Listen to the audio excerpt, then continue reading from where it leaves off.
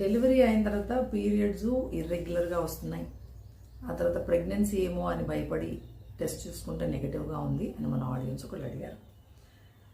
Delivery అయిన తర్వాత అండి గర్భసంచి మళ్ళీ దాని పూర్వపు స్థితికి రావడానికి, ఆ తర్వాత హార్మోనల్ బ్యాలెన్స్ ఏదైతే మళ్ళీ శరీరంలో ప్రెగ్నెన్సీ తర్వాత డెలివరీ తర్వాత చోటు చేసుకోవాలో అది కావడానికి వీటన్నిటికీ దాదాపు కొంత సమయం పడుతుంది.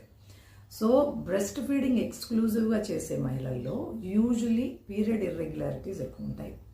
అంతేకాకుండా పొత్తి కడుపులో నొప్పి, క్రాంప్స్ ఇవన్నీ ఎక్కువ ఉంటాయి. పీరియడ్ లేదు కదా అని మీరు అన్సేఫ్గా ఉంటే మాత్రం ప్రెగ్నెన్సీ వచ్చే అవకాశం ఉంటుంది. At the same time irregular periods అనేవి దాదాపుగా 12 నెలల లోపల మీకు డెలివరీ అయిన తర్వాత సెట్ అయిపోతుంది.